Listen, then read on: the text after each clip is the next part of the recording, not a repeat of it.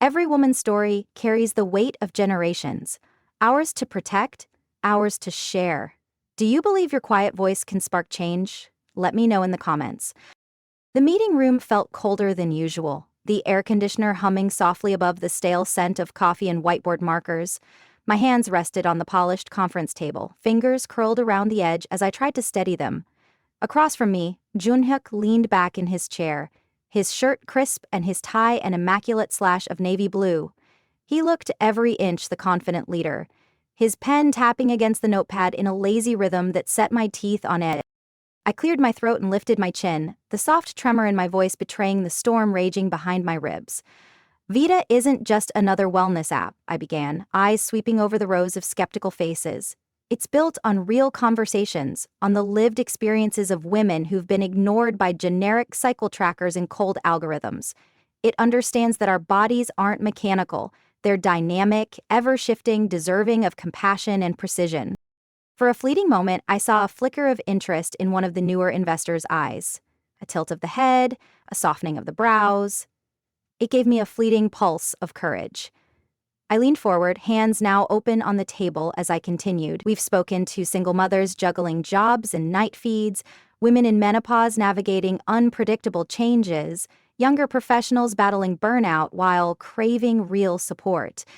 Vita isn't a spreadsheet of hormones, it's a map of daily life, an ecosystem for wellness that listens before it calculates.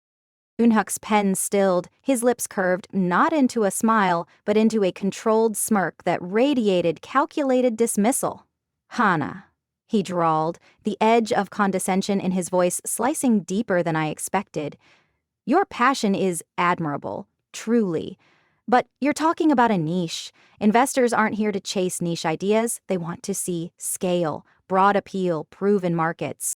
He paused, his gaze lingering on me like I was an overeager intern pitching a vanity project. My pulse roared in my ears as he leaned back farther, the chair creaking softly under his weight, his expression that of a man who'd already decided the outcome before I'd even started speaking. This isn't about what a few vocal voices want, he said, his words measured, his tone patronizing. This is about what the real market will buy, and the real market doesn't want mood swings and hormone charts. They want easy metrics, clean numbers, a product that doesn't overcomplicate things. I didn't blink, though my shoulders stiffened. My hands clenched tighter against the table's edge, my knuckles whitening as I forced my breathing to steady. Why does he think he gets to decide what matters? Who is he to stand between me and the stories I've collected, the women I've heard, the voices that no one else would give time to? I watched as he tossed his pen onto his notepad, the soft clack echoing in the small room. It felt deliberate, like a punctuation mark on his verdict. The conversation moved on, the other team members nodding along to his measured dismissal, their eyes sliding away from me as if my idea was a fragile, embarrassing thing that didn't deserve their attention. When the meeting finally ended, I gathered my notes with hands that still shook slightly. I could feel his gaze on me as I stood, the weight of his approval, or lack of it, a silent thread pulling at the edges of my resolve. In the break room, I found him, waiting by the coffee machine, his sleeves rolled up, his expression carefully composed into something that could almost pass for concern. "Hana?" he said softly, his voice pitched low, conspiratorial. "You're overthinking this. No one cares about hormones and mood swings, trust me. You're not seeing the big picture. Investors want clean, easy solutions, not emotional tangles." I forced my lips into a small, polite smile, though inside I felt a burn of quiet fury. My nails pressed into my palm, leaving small crescents of pain that grounded me. "I see it clearer than you think," I said, my voice low but steady. He blinked, as if surprised by the calmness, the certainty that he hadn't managed to erase. I turned away before he could answer, leaving the break room heavy with the scent of burnt coffee and unspoken challenges. That night, the city pulsed in neon through my window, the pinks and blues of traffic lights reflecting off rain-slicked glass. My apartment was small, half kitchen, half workspace, the lines between the two blurred by the glow of my laptop and the stack of sketches and user notes spread across the small table. I sank into the worn chair, my body bone-tired, my mind alive with the echo of Junhyuk's words. I opened my laptop, the screen flickering to life with the soft glow of the Vita prototype. My fingers hovered above the keys, hesitating for a heartbeat. Then I typed, soft taps that grew louder, more confident as the lines of code unfolded. Each keystroke was a quiet refusal, a silent act of defiance against every meeting room dismissal, every patronizing smile.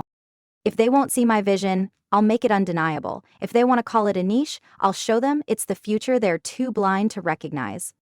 I worked through the night, the room bathed in soft white light, the hum of the city outside a steady rhythm that matched the beat of my thoughts. My eyes burned, my shoulders ached, but I didn't stop. I thought of the women I'd interviewed, the exhausted mothers, the fierce grandmothers, the girls who didn't want their bodies reduced to monthly numbers. Their voices played in my head like a quiet chorus, a reminder that this wasn't just my project, it was a As dawn crept into the sky, soft and pale and beautiful, I saved the file. Line after line of carefully crafted code that carried the heartbeat of every woman I'd listened to. I leaned back, closing my eyes for a moment, my breath ragged but steady. The city stretched awake outside my window, and I felt a small, steady thread of hope unfurl in my chest. I knew he would never understand. Junhyuk, with his perfect suits and his empty promises, would never see the fire he'd tried to smother. In the end, it didn't matter if he saw it. I did. I reached for my coffee, the cup warm against my cold fingers, and watched the sunrise paint the buildings in soft gold. My reflection in the window was tired but unbroken, a quiet testament to the idea that wouldn't die. And tomorrow, I would walk back into that office, eyes steady, shoulders squared, and let them see exactly what they had tried to dismiss. Morning light spilled across the office as I walked in, my steps quiet but my mind buzzing with the echo of code I had woven through the night. My reflection in the glass doors looked resolute, hair tied back in a smooth bun, the faintest tremor in my lips hidden by the warm steam of the coffee I clutched. I took a breath, feeling the weight of the dawn in my lungs. Vita lived within me, every line of it crafted from sleepless nights and unwavering conviction. Yet the quiet confidence I carried was met by Junhyuk's easy smile, a performance he wore like a tailored suit. He called me into his office that afternoon, a private session he framed as mentorship. His desk was a polished slab of cherry wood, his posture effortlessly elegant, the crispness of his white shirt offset by the slight sheen of sweat at his hairline. The blinds were half drawn, slicing the light into stripes that played across the sharp line of his jaw. He gestured for me to sit with a smooth flick of his hand. "Hana," he began, his voice soft, the kind of softness that disguised the blade beneath. "I've been thinking about your proposal. I see potential, truly. There's something there, but perhaps if you made it less emotional?" His words floated through the warm air like a practiced melody, sweet enough to sound like praise to an untrained ear. My fingers tightened around the paper cup, the cardboard warm and almost comforting in my grip. He leaned forward, pen poised over his notepad as though he were about to jot down the secrets of the universe, though his eyes told a different story, half-lidded, disinterested, their dark irises glinting with private amusement. I held his gaze, refusing to let my eyes waver. "Emotional?" I asked, my voice steady even as my heartbeat thundered beneath my ribs. The word tasted like a challenge. "I'm talking about real lives, real stories. If that's too emotional, then perhaps we've forgotten what real innovation looks like." He smiled faintly, as if my passion were a childish flourish. "Investors don't like complications, Hana," he said, his pen tapping a slow, condescending rhythm. "They want clean lines, numbers they can trust. Emotions muddy those waters." I forced my lips into a polite curve, feeling the sharp sting of his words cut through my quiet confidence. My nails pressed into the ridges of the cup as I nodded, though inside my mind raced with the quiet, stubborn resolve that had carried me this far. Let him think I'm fragile. Let him mistake my stillness for submission. The next day, I found myself lingering near the office kitchen, the air heavy with the aroma of roasted beans and stale pastries. My reflection in the chrome of the coffee machine was calm, the smallest hint of exhaustion in the set of my shoulders. Across the room, I heard his voice. Smooth, practiced, laced with careful cruelty. She's got an interesting idea, he was saying to a pair of board members, his tone casual, almost playful. Cute, really, though she doesn't understand the real market. It's unscalable, too tied up in female moods and all that mess. The laughter that followed was soft and polite, the kind that stung more than open mockery. I turned away, my pulse roaring in my ears. My jaw tightened as I forced my breathing into calm, even rhythm, though inside something seethed and coiled. They think my vision is a novelty. They see my conviction as something to be brushed aside with polite amusement.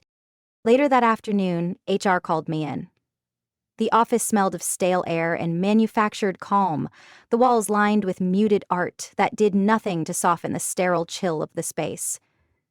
The HR manager's hands were folded on the desk, her smile small and sympathetic, her voice carefully measured. "Hana," she said, her tone so smooth it almost sounded like kindness, "we've heard some concerns. That maybe you're too emotionally attached to your project. Investors want clear markets, not personal stories." I stared at her, the words hitting like small, cold stones. My throat felt tight, the threat of tears prickling at the corners of my eyes, though I refused to let them fall.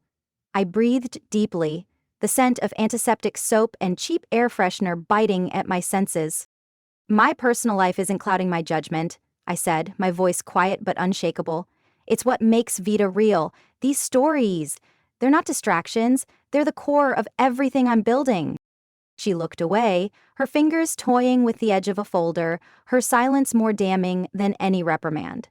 I stood, my chair scraping softly against the polished floor, and walked out with my head high, each step an echo of quiet defiance. As I walked back to my desk, the office felt different, smaller, each corner filled with half-heard whispers and half-seen glances. Junhyuk's laughter reached me from across the room, a low murmur that curled around the edges of my thoughts like smoke. I saw the pattern now. Each carefully placed comment, each gentle nudge of doubt, weaving a web around my idea, around me. He wants to erase me. Let's see if he can. I began to gather proof, piece by piece. Late at night, when the office lights had dimmed and the quiet hum of the cleaning staff was the only sound, I sat at my desk, combing through chat logs, saving screenshots of his casual dismissals and polite sabotage.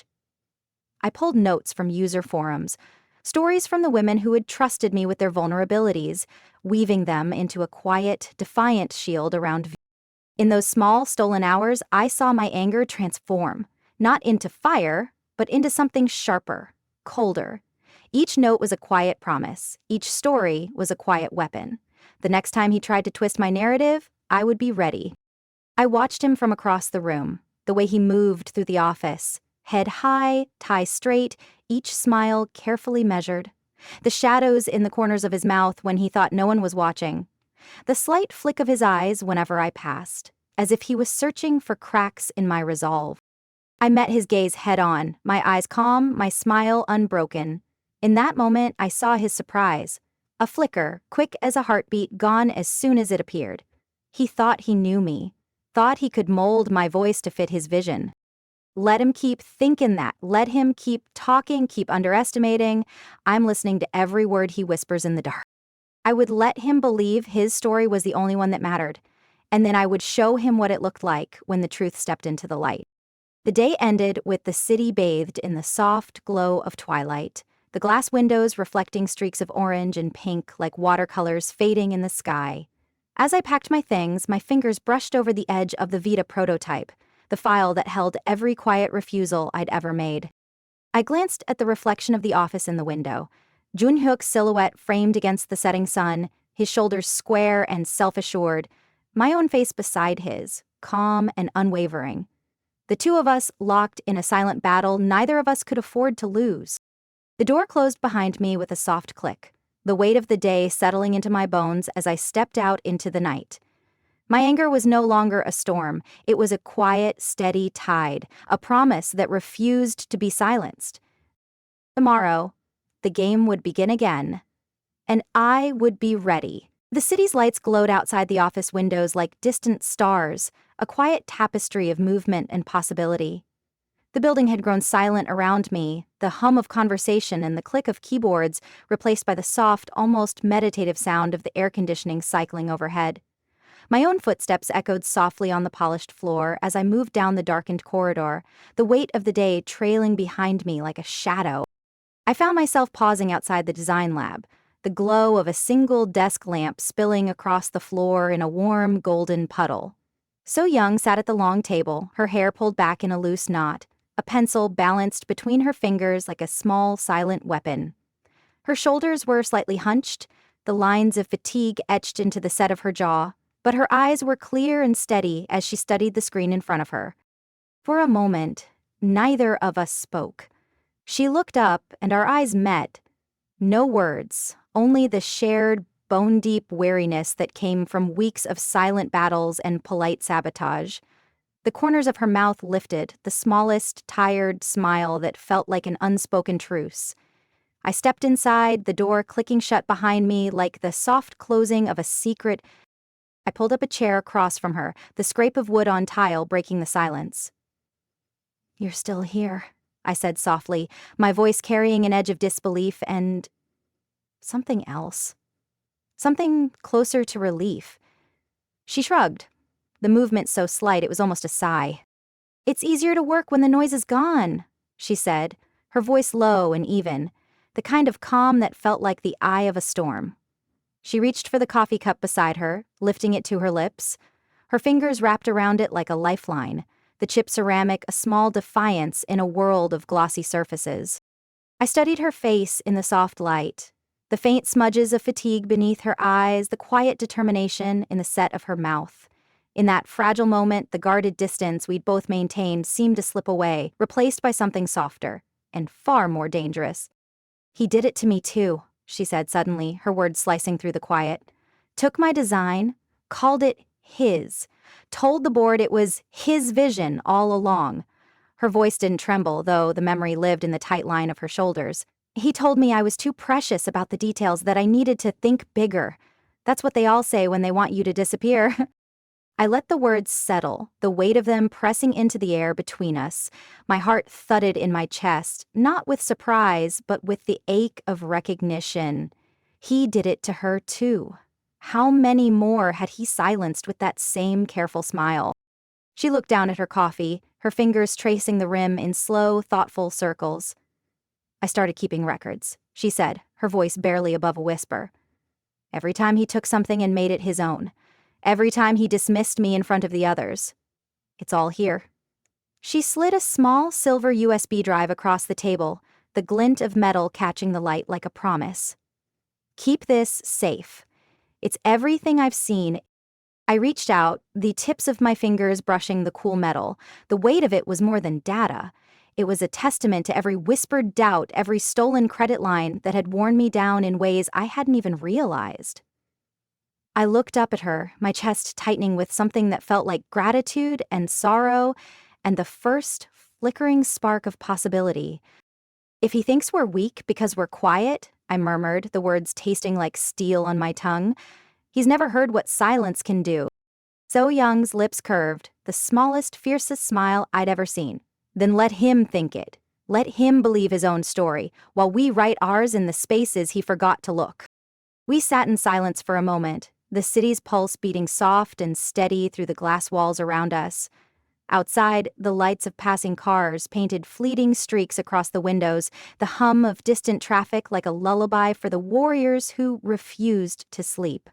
The hours that followed were a quiet rebellion. We spread out our screens, trading data like secret letters, weaving together the fragmented pieces of our shared story.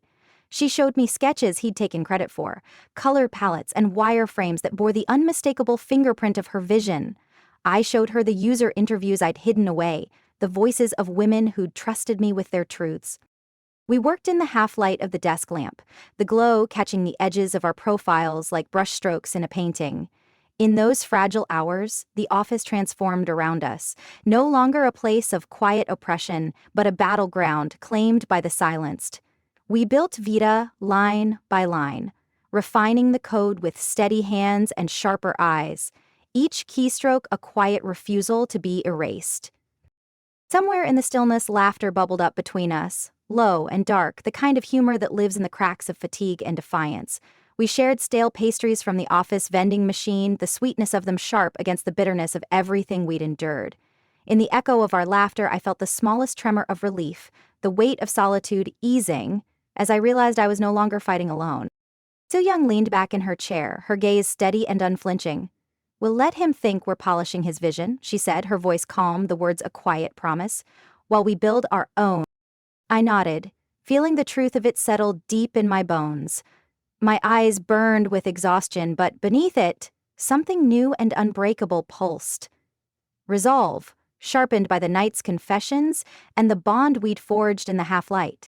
As I shut down my laptop, the city was slipping into the hush of pre-dawn, the sky a pale wash of silver and rose. The USB drive sat heavy in my pocket, a quiet promise nestled close to my heart. So-young offered me a small, tired smile as we gathered our things, the moment stretching between us like a fragile thread. "Tomorrow," she said, her voice soft and certain. I met her eyes, and for the first time in weeks, I let my own smile reach my lips. Small, fierce, unspoken. We stepped out of the office together, the door closing behind us with a soft click. Outside, the world waited, the city's heartbeat steady beneath our feet. And I knew, as we walked into the dawn, that this was only the beginning. The early morning air was heavy with the scent of brewing coffee and the quiet charged stillness that came before the office came alive. My steps echoed in the empty hallway, each one deliberate, each one a promise to myself that I wouldn't flinch, not now. So-young and I had parted ways with shared glances and silent resolve hours before. The USB drive she had given me pressed against my palm like a secret pact, its weight both comforting and damning. I settled into my desk, the soft hum of the fluorescent lights above washing the world in an antiseptic glow. My laptop screen flickered to life, illuminating my face in pale blue. I stared at the blank page for a moment, my reflection in the dark glass of the window behind me, a woman on the brink of something both terrifying and inevitable. This is the line in the sand, I thought, my fingers hovering above the keys. The moment he thinks he's won, I'll show him what victory looks like, when you've built it on stolen ground. I began to type, the rhythm of the keys a quiet percussion against the hush of the sleeping office. My decoy draft took shape with deliberate elegance. Sleek visuals, soft gradients of pink and gold that mirrored the early dawn. It looked flawless on the surface, seamless transitions, clean user flows, a carefully curated facade, but beneath the beauty, I wove in flaws. Glaring errors in the data logic, subtle contradictions in the algorithms he'd never bother to question. Each flaw was a blade hidden in velvet, each line of code a carefully placed snare. My heart thrummed in my chest, a low and steady beat that felt almost like defiance. My eyes traced the glowing lines of the screen, the quiet flicker of the cursor like a metronome counting down the final moments of his illusion. When the decoy was complete, I saved it to the shared server, marking it Final Proposal, a title that hummed with manufactured desperation. I let my shoulders slump in feigned defeat, each breath measured, my posture that of a woman who had finally given up. The lie felt heavy in my chest, but I wore it like a second skin, my quiet performance honed in the sleepless hours of night. The office was still when I stepped back, the gentle hum of machines and the soft glow of desk lamps the only witnesses to the trap I'd set. My gaze fell on the polished glass door across the room, the light catching the name etched there in crisp white letters. Jun-hyuk. His kingdom of quiet cruelties, a world where my voice had been a whisper he never intended to hear. Hours later, I watched from the shadows of the break room as he discovered the draft. He moved like he always did, measured steps, shirt sleeves rolled up to reveal the crisp lines of his tailored shirt, each movement deliberate, practiced. His fingers brushed across the mouse, his expression unreadable as he clicked open the file. For a moment his face was lit only by the pale glow of the screen, every shadow in the room framing the sharp lines of his jaw, the faint gleam of satisfaction in his eyes. His lips curved in a slow, smug smile as he leaned back in his chair, fingers steepled beneath his chin. He didn't question why it was so easy. He never did. He thought himself too clever to suspect, too certain of his own narrative. My heart thundered in my chest, the sound of it loud in my ears as I watched the play unfold. My hands curled around the edge of the countertop, nails biting into the cool laminate. I could feel the soft tremor in my fingers, the raw edge of fear and fury that thrummed beneath my skin. Yet my face remained calm, a mask of blank indifference as I turned away. I found So Young in the design lab, the soft glow of her screen casting her features in half-light. She looked up at me, her eyes dark and watchful. I moved closer, the air between us taut with unspoken understanding. "Let him steal it," I whispered, my voice quiet, each word deliberate and heavy with promise. "Let him choke on it." So Young's lips curved into a smile that was equal parts tired and triumphant. "He won't even see it coming," she murmured, her voice as calm as a blade being sharpened. Her hand brushed against mine, a small, steady anchor that reminded me we were no longer fighting alone. I returned to my desk, the quiet world outside the window alive with the neon glow of the city. My reflection in the glass was pale, the faint shadows beneath my eyes a testament to the sleepless nights that had brought me here. My fingers hovered over the keyboard, the cold press of the USB drive in my pocket grounding me. Then I began to work, line by line, the real Vita taking shape beneath my hands. I wrote each section with care, the code a quiet prayer for every woman I had spoken to, every story I had carried like a secret weight. My breath deepened as I lost myself in the flow, the outside world fading to a soft, distant hum. The hours passed in a blur of steady motion. My shoulders ached, my eyes burned, but my focus never wavered. Outside, the city's pulse matched the beat of my thoughts, slow, deliberate, alive. The night stretched around me, wrapping me in its quiet embrace as I worked to birth something that was both mine and theirs, something he would never be able to claim. I paused only once, my gaze drifting to the empty corridor beyond my door. The shadows were long there, the silence so deep it almost felt alive. In that hush, I could almost hear the echo of every time he had told me I was too emotional, too soft. Each word was a weight I no longer carried, each doubt a memory I no longer needed. As dawn began to break, soft tendrils of light slipping across the skyline, I saved the final version of Vida. My fingers hovered over the keyboard, the faint ache in my wrists a small price to pay for the clarity I felt in my chest. I leaned back in my chair, my breath slow and even, my lips curved into a small, fierce smile as I closed my laptop. The soft click of the latch a quiet promise to myself. The next meeting would be his stage, his moment to bask in stolen glory. And it would be the stage where he fell. The meeting room was already filled with a low murmur of conversation when I stepped inside, the bright fluorescent lights above casting everything in stark relief. My reflection in the glass wall across the room was calm, composed, every hair smoothed back into a neat twist that spoke of control I refused to relinquish. The air was taut with the scent of freshly brewed coffee, and something sharper, almost metallic, that seemed to cling to the edges of my resolve. Junhyuk was there already, his posture relaxed and assured as he stood by the sleek screen at the head of the table. His suit was immaculate, tailored to perfection, the deep charcoal color a testament to his unshakable self-assurance. His fingers rested lightly on the laptop, and as he turned, his eyes met mine with a brief flicker of something that could have been triumph or relief. He looked away too quickly, his expression smoothing into the carefully constructed calm of a man who believed himself above doubt. I took my seat opposite him, folding my hands on the polished table. My fingers were steady, though I could feel the pulse of my own heartbeat in my wrists. My eyes met his, and in that moment, I let my face go blank. An unreadable mask I had perfected in the shadows of his ambition. The board members settled in, their voices quieting, as Junhyuk cleared his throat. The projector flickered to life, the bright glow of the opening slide washing over the room in cold, impersonal light. His voice was smooth as he began to speak, every word carefully enunciated, every phrase a practiced performance. "Today, I'm proud to present the final draft of Vida," he said, his tone laced with the easy confidence of a man who had never once believed he might be wrong. a revolutionary health app for women, seamless, intuitive, and built with cutting-edge design principles. I watched him closely, the way he moved, graceful, assured, each gesture deliberate. He clicked through the slides with an almost theatrical precision, the images of Vida's clean, curated interface filling the screen behind him. For a moment, the room seemed to lean in, the silence deepening as he painted his vision in broad strokes. Yet, beneath the surface, the cracks had already begun to show.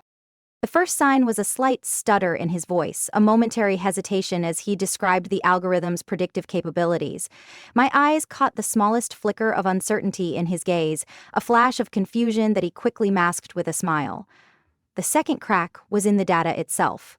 Numbers that didn't match, user flows that contradicted one another in ways only someone who had built the real Vita would notice. I felt the smallest curl of something like dark amusement in my chest as I watched him navigate the minefield he had so confidently claimed as his own. All those times he called me too sensitive, now watch him squirm. A board member shifted in their seat, their brow furrowed as they leaned forward. "These numbers don't align," they said slowly, their tone measured but sharp. "There's a discrepancy here. Can you clarify?" Junhook's smile faltered, the briefest flicker of panic in the tight line of his mouth.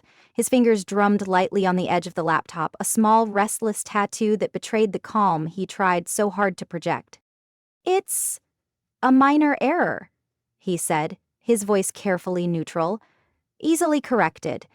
The core idea remains the same." Across the table, I felt my own breath deepen, the soft sigh of relief and anticipation mingling in my chest. The silence stretched, the weight of unspoken questions hanging in the air like smoke. Then someone else spoke, their voice cutting through the room like a knife. "This metadata tag, Hanaso's name is embedded deep in the code." Their eyes lifted to meet his, calm but unyielding. "Can you explain why?" For a moment, time seemed to stop. Junhyuk's fingers stilled, his lips parting as he searched for words that would not come. The confident facade cracked, the calm unraveling at the edges as he forced a smile that didn't reach his eyes. "It's a leftover from early drafts," he said, though his voice lacked the smooth assurance it had carried moments before. "We collaborated, and some of her work was incorporated into the final product." I met his gaze squarely, my own expression as calm and steady as the beat of my heart. "You took what wasn't yours," I said softly, the words falling into the quiet like a promise finally spoken aloud. "You always have." The room went silent, the kind of hush that thrums with the weight of revelation. I could feel the shift in the air, like the first crack of thunder in a long dry sky. The once admiring investors who had laughed at my expense now watched him with thinly veiled suspicion, their eyes sharp and appraising. Junhyuk's face was pale beneath the harsh fluorescent lights, the soft sheen of sweat at his temples catching the glow. His hands tightened around the edge of the laptop, knuckles white with the effort of holding on to the last shreds of his confidence. He tried to recover, his voice rising in pitch as he turned to the board. "Hana was part of the early concept, but this is my work. Her contributions were minimal."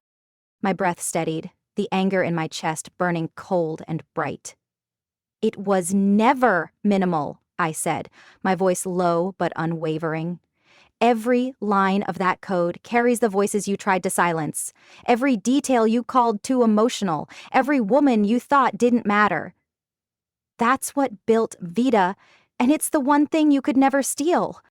The silence that followed was electric, the air thrumming with the weight of everything that had been left unspoken for too long. I could see the doubt in the board's eyes now, the careful distance they placed between themselves and the man who had tried to claim my work as his own.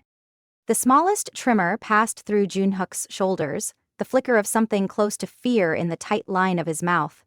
In that moment, I saw the truth. He had never been invincible, never been untouchable. His power had always been built on stolen voices, and now those voices had found their own strength. The meeting ended with a quiet, heavy finality, the air thick with the shifting weight of power. As I gathered my notes, I felt the smallest, fierce satisfaction rise in my chest. A quiet promise to myself that I would never again be spoken over or dismissed. Outside the window, the city's lights shimmered in the fading dusk, each one a silent testament to the strength of voices long ignored. I stepped out of the room, the hush of the corridor wrapping around me like a promise, and I let my breath steady, my eyes bright with the knowledge that the tide had begun to turn. The meeting room door closed softly behind me, the muted click ringing in my ears like a final chord in a song that had been building for far too long. The hush of the empty corridor felt different now, less like a prison, more like a threshold. I walked slowly, each step measured, the echo of my heels a quiet percussion against the cool tile floor. My reflection in the glass was calm, the faint flush in my cheeks the only sign of the adrenaline still coursing through my veins. Outside, the city shimmered in the early evening glow, the soft haze of neon painting the skyline in gentle streaks of pink and gold. The air tasted of possibility, of battles won in silence and long nights spent crafting a future I refused to let them steal. My breath steadied as I reached for my phone, the weight of it grounding me as I dialed the number I had memorized long before the night had turned me into a quiet fighter. The voice on the other end was warm, steady. "Hana," she said, her tone low and confident. "We're ready to meet. We've been waiting for your call." I found them in a quiet cafe tucked into the heart of the city, its soft lighting casting gentle pools of gold across the dark wood tables. The air was scented with roasted coffee and the faint sweetness of pastries cooling on wire racks. My reflection in the glass door was framed by the flickering neon sign outside, the words, "The Final Brew," glowing softly above my head. Inside, the women sat in a small circle, faces both familiar and new, their expressions a mix of curiosity and something sharper, something that mirrored the quiet conviction in my own chest. I took my seat across from them, the soft scrape of the chair on the worn wooden floor, a small grounding sound. I laid out my data slowly, carefully. Each figure, each user story, a testament to the lives that had built Vita from a whispered dream into a living, breathing possibility. My voice was steady, each word carrying the weight of the nights spent listening to voices the world had tried to dismiss. I spoke of the single mothers who needed more than a cycle tracker, of the older women who found themselves adrift in the silence of hormonal shifts, of the young professionals who didn't want to be measured by calories burned or steps taken. Their eyes never wavered from mine, their silence alive with the weight of understanding. One of them leaned forward, her elbows resting on the worn table, her lips curving into a small, approving smile. "You're not pitching an app," she said softly. "You're telling a story. One they tried to bury under numbers and polite dismissals." My throat tightened, though I didn't let my voice falter. "It's more than a story," I said, my gaze steady. "It's proof. Proof that we don't need permission to build something that speaks to us. Proof that our bodies, our needs, deserve to be seen." In that small, warm space, I felt the final piece click into place. The air was heavy with quiet power, the kind that doesn't need to shout to be heard, the kind that can't be stolen because it's built from truth. They didn't hesitate. Their nods were small, but certain. The weight of their agreement a silent tide that swept through me and left me breathless. The oldest among them reached out, her hand brushing over mine in a gesture that felt like a promise. "Let us help you bring this to the world," she said, her voice low and unflinching. "Let's make sure they can never bury it again." With their backing, I moved quickly. Each step a deliberate echo of every moment they'd tried to tell me to sit down, to stay quiet. The buyout was swift, the papers laid out on the heavy oak table of Junhook's office, each line of ink a quiet blade that severed the final threads of his control. His hands trembled as he signed, the pen slipping slightly against the paper. His face was pale, the calm facade he'd worn for so long cracked and fragile beneath the cold fluorescent lights. I watched him carefully, the slight tremor in his jaw, the faint sheen of sweat at his temple. He looked up at me once, his eyes searching mine for something, anger, perhaps, or triumph. Instead, he found only the quiet finality of my resolve. I didn't need to gloat. The evidence of his downfall was written in the silence that filled the room, in the way his once loyal allies now stood behind me, their quiet nods a judgment he could neither erase nor deny. As the last signature dried, I let my breath out slowly, the weight of it easing the tightness in my chest. My voice, when I spoke, was calm and certain. You didn't reject my app because it wouldn't sell, I said, each word measured and deliberate. You rejected it because you couldn't own it. He flinched at that. The smallest, sharp intake of breath that told me everything I needed to know. My own reflection in the window behind him was steady, framed by the city's lights. The woman he'd tried to erase, standing unbroken in the place he had once claimed as his own. I didn't do this to destroy you, I thought, my gaze never wavering from his. I did it to show what you tried to bury, to make sure it would never be hidden again.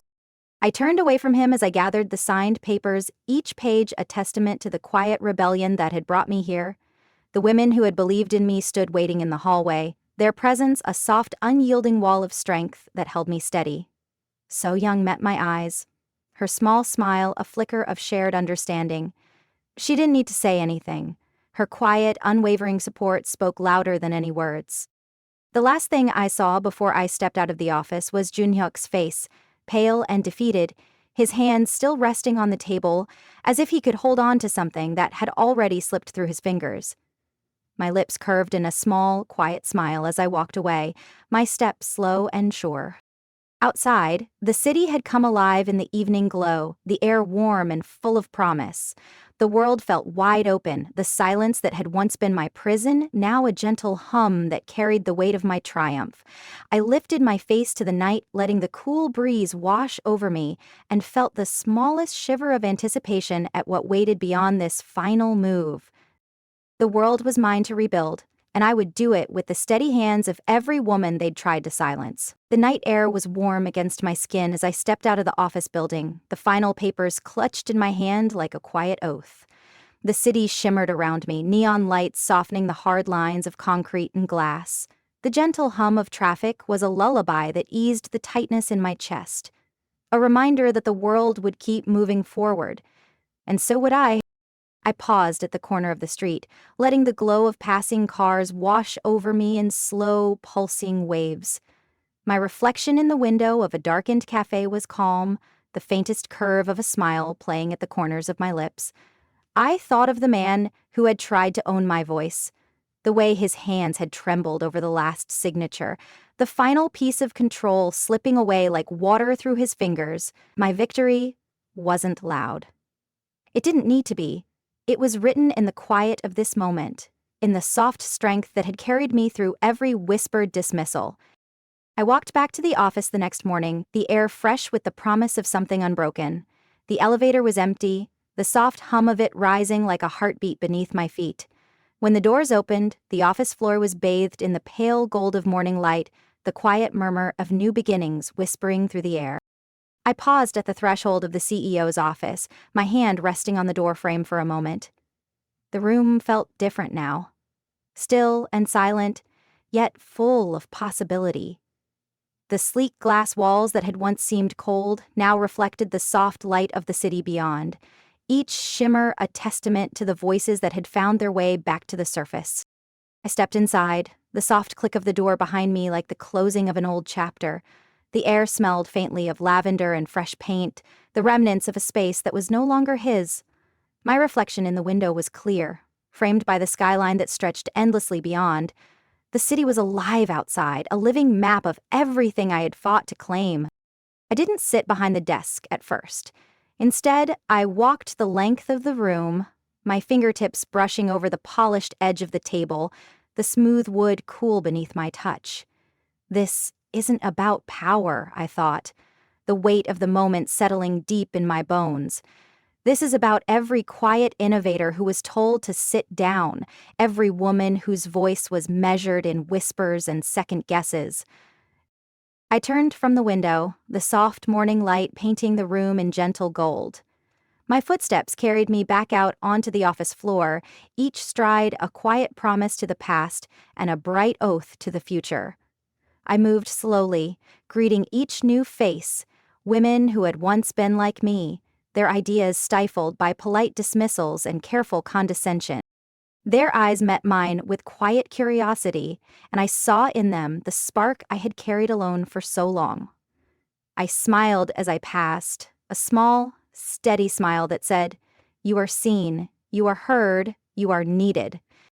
So Young was at her new desk, her hair pulled back in a simple braid that trailed down the soft line of her shoulder.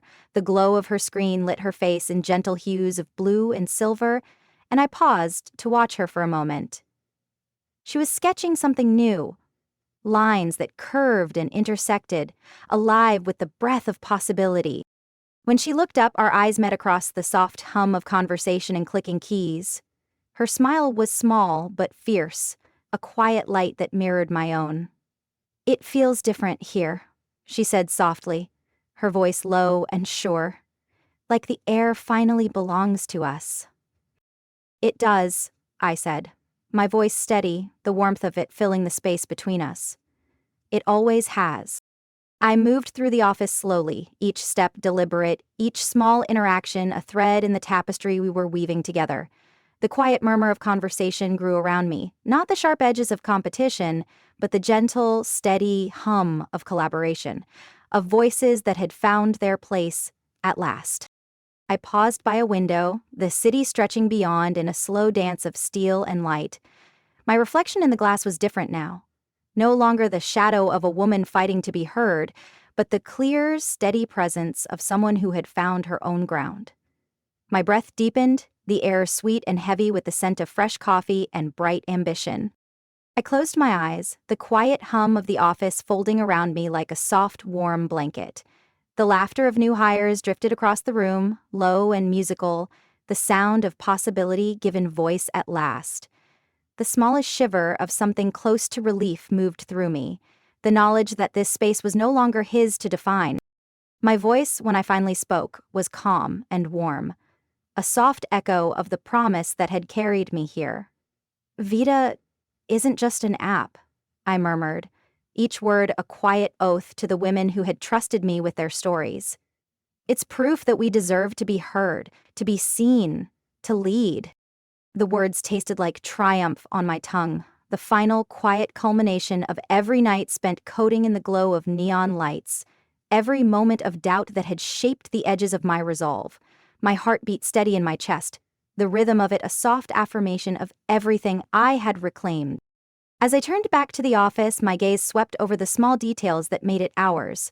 The sketches pinned to boards, the quiet laughter shared over cold cups of coffee, the gentle hush of new ideas taking root. My eyes met So Young's across the room, her lips curving in a smile that needed no words. The final scene unfolded like a quiet breath. I paused in the doorway, the sun slanting in warm beams across the floor. My hand rested on the door frame, the wood smooth beneath my fingers, each grain a testament to the lives that would pass through this space. I turned to look once more at the Vita logo etched into the glass wall, a symbol no longer of what was stolen, but of what had been reclaimed. The soft lines of the letters shimmered in the morning light, a promise to every woman who had ever been told to quiet her voice. My own reflection stood beside it, clear and unbroken. My lips curved into a small, quiet smile as I stepped forward, the air alive with the hush of new beginnings. The camera would linger there if this were a scene, on that gentle smile, on the calm certainty in my eyes, on the hum of voices that had once been silenced, now filling the room with bright, steady promise. And the story would close, not with thunder, but with the quiet certainty of a door opening into something new. Have you ever been told your idea was too small, too emotional, only to watch it bloom beyond every doubt? Share your moment below. Let's honor the ones who never stopped believing in their vision, even when the world said it wasn't enough. Let this story be a testament to those who build empires not from noise, but from the unwavering rhythm of their own hearts.